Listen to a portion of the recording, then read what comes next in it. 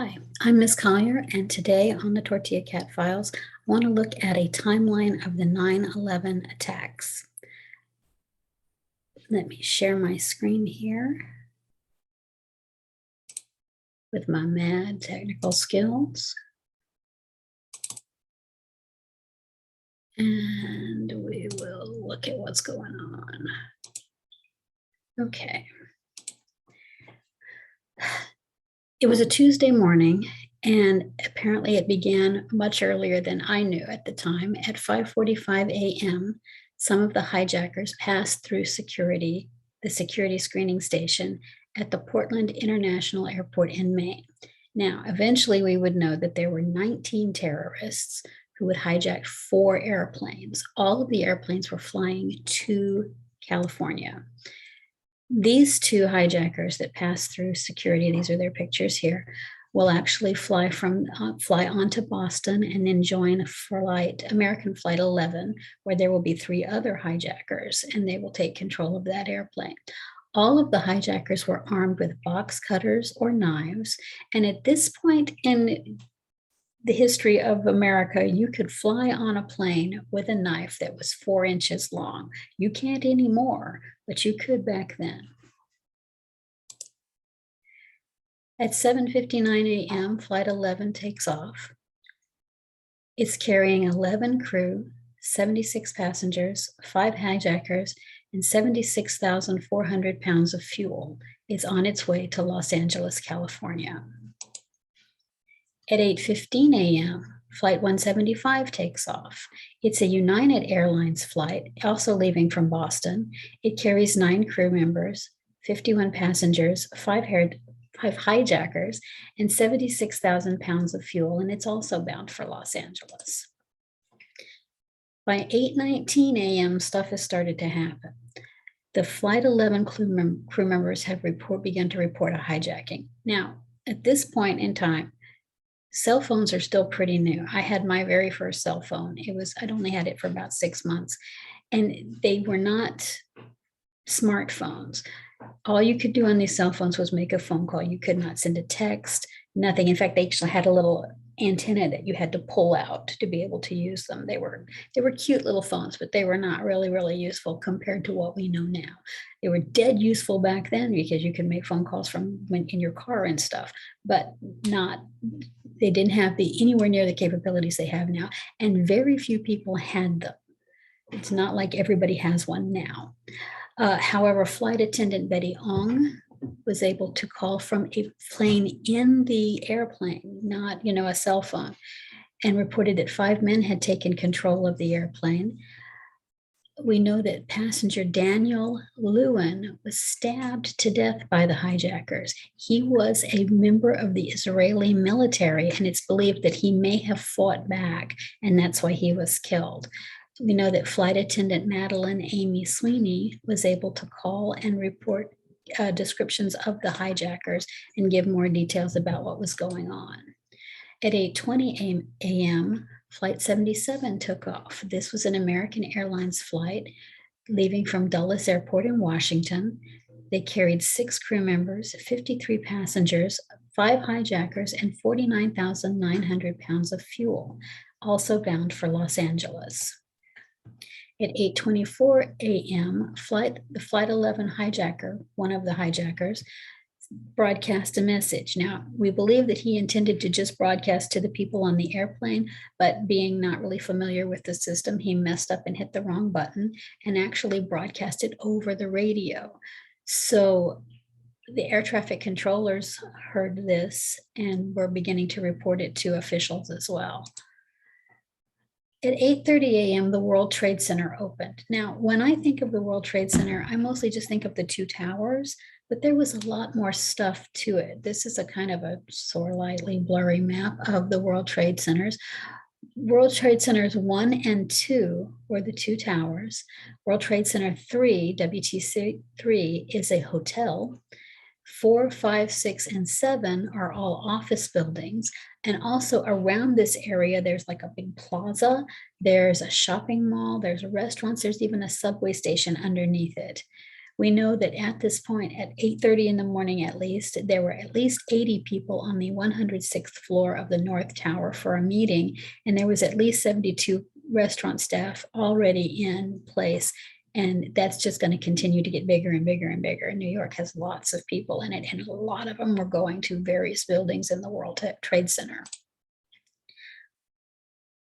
At 8:37 a.m., the Boston Air Traffic Control Center was able to alert the military in the Air Force in New York, and the Air Force sends up jets to follow Flight 11. This was pretty standard procedure. 8:42 a.m., Flight 93 takes off. It was supposed to have taken off at the same time as the other three flights, or right there close to it, but it had been delayed because there was so much traffic in the area, air traffic in the area. It took off from Newark, New Jersey airport. It carried 7 crew members, 33 passengers, 4 hijackers, and 48,700 pounds of fuel. It is bound for San Francisco, California. It was the last of the planes to take off. At 8:45 a.m., Flight 11 crashes into the North Tower. That's what it looked like after it crashed in there. It hit somewhere between floors 93 and 99. It killed everyone in the plane and hundreds of people inside the building. All 3 of the emergency stairwells were cut, which meant that everyone above the 91st floor was trapped. Many people actually fell out of the building because they said it was like an earthquake had hit. The first responders began to mobilize. At 8:50 a.m., President Bush was alerted. This was President George W. Bush. He was actually not in Washington, D.C. He was in Florida, and he was actually in an elementary school in Sarasota. He was visiting the elementary school, and he was told in error that a small plane had struck the North Tower, not that it was a commercial airline, a big jet, passenger jet. He was told it was a little small plane, and they believed this was, at that point, everybody believed this was just a tragic accident. I was in a meeting in the principal's office. We were waiting for a parent, and the high school principal, I taught at a middle school, the high school principal actually called and told the middle school principal what had happened. And we all thought, dang, that's just a terrible accident. How could that happen? We did not realize at that point that it was a big airliner, that it was a commercial airliner. We thought it was just a small plane. At 8:59 a.m., the Twin Towers were ordered to evacuate. The Port Authority Police Department ordered everyone out of both of the towers, and then they expanded the order to take in the entire complex of the World Trade Center. This picture is some of the shoes the people that were in those towers were wearing, some of the ones who survived and had to wear to evacuate, to get out of. Imagine running down 90 floors or whatever and wearing these shoes. That would be bad. At 9 a.m., Flight 175 reported a hijacking.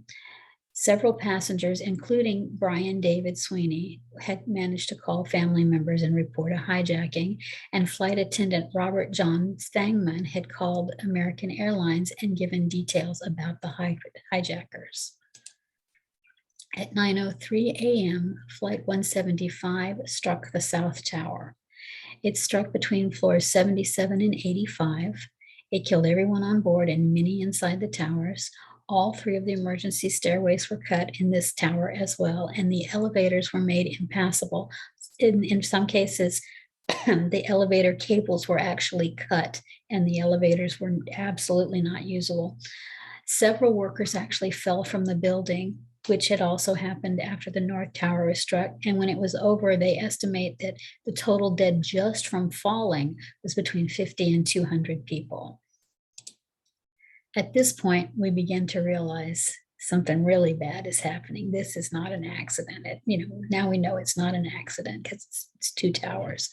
At 9:03 a.m., the police and fire departments of New York City increased their response and send out more first responders, and actually requested that the airspace over New York City be closed so that no planes could fly over New York City, so that whatever's going on will have to stop happening.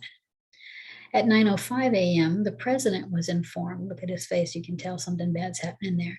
He was told we are under attack, that the second plane had hit the second tower.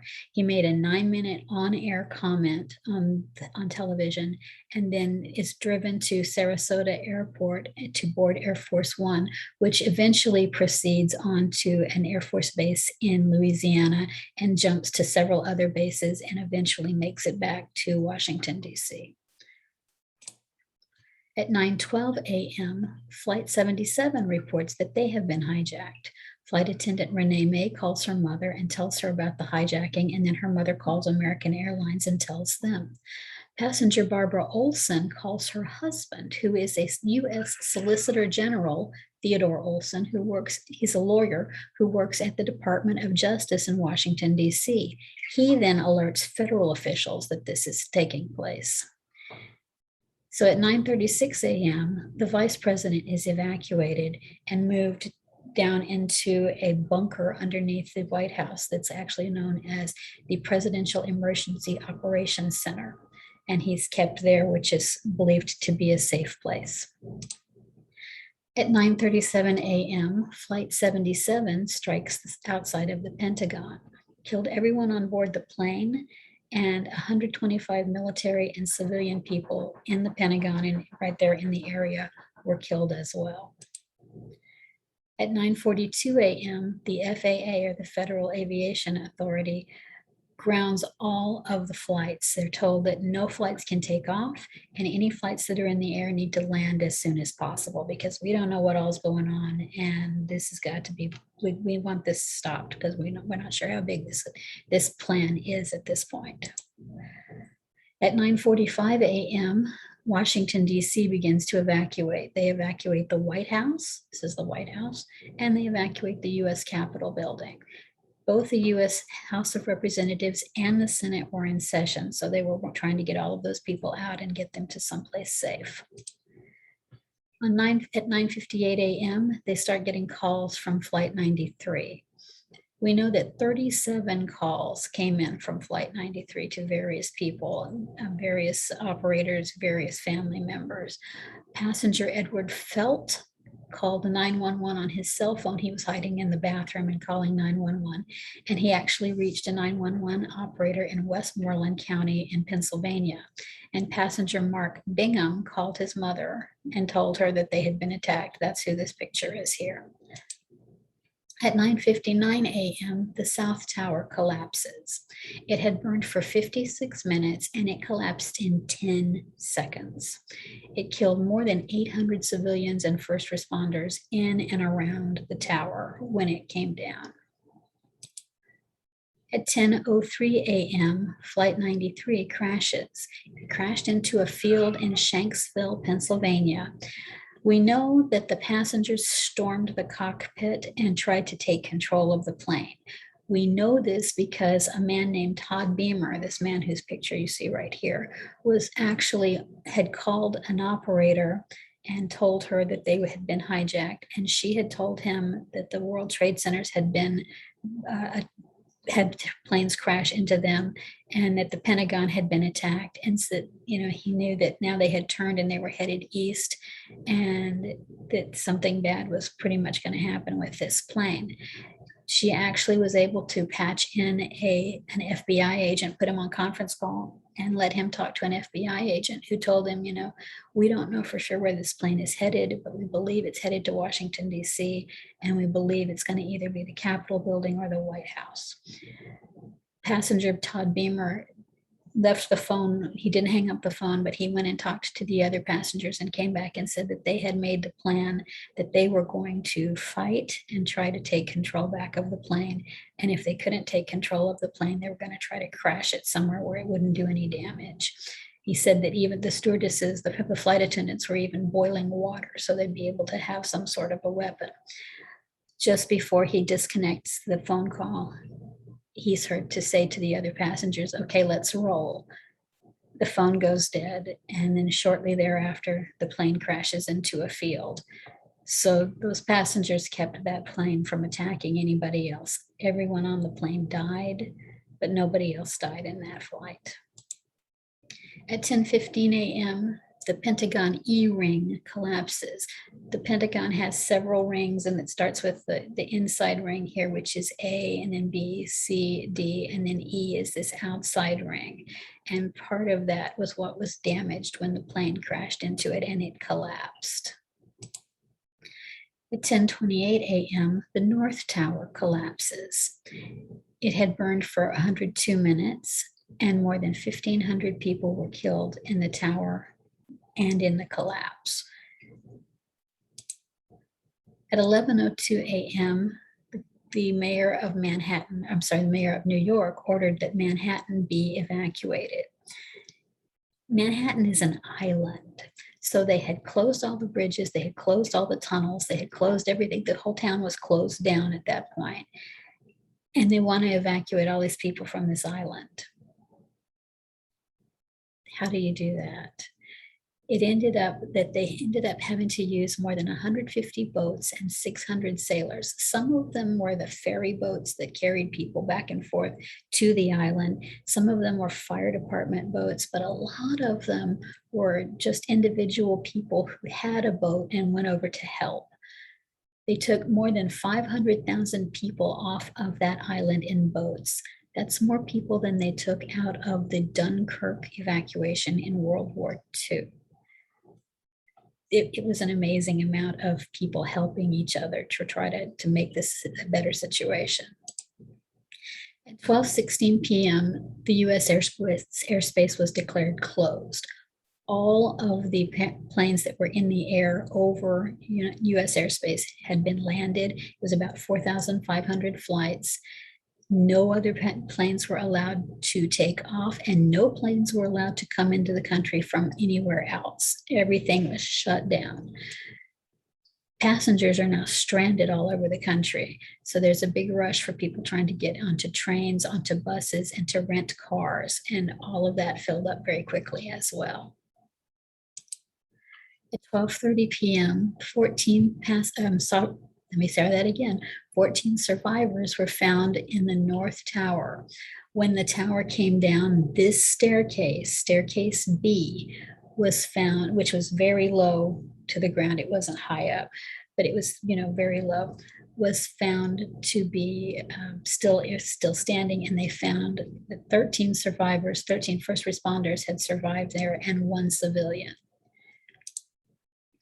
At 3 p.m., a survivor named Pasquale Bazzelli, who was a Port Authority employee, was found alive. He had been in the North Tower and had been on the staircase on his way down somewhere between the 22nd floor and the 13th floor when the tower came down. He basically kind of rode it down and passed out. And when he came to, he was on a slab of concrete 15 feet above the ground, and that's where he was found and rescued from. At 5:20 p.m., the office building that was at number 7 World Trade Center collapsed. It was a 47-story office building, and it had burned for hours. But there were no additional casualties because it had been evacuated before it came down, and so nobody else was killed in that particular collapse. At 8:30 p.m., President Bush addressed the nation, and he had by this time managed to get back to the White House and promised that the search was on for the terrorists. This was the largest terrorist attack on American soil at that point. And he told everyone what a lot of us already knew and a few things that we didn't, and that we would begin looking for these terrorists. At 10:30 p.m., they found 2 trapped Port Authority Police Department officers and rescued them. Their names were William Jimeno and John McLaughlin, and they were found injured but alive in the debris. They had to tunnel to get to these guys. Jimeno was rescued after 3 hours of tunneling, but McLaughlin took another 8 hours to get to him and rescue him. But both of those men were found and rescued alive.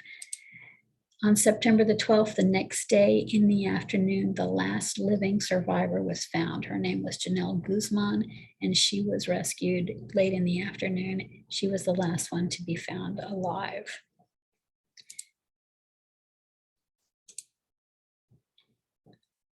I wanted to show you this so you would have an idea of how fast everything was going on.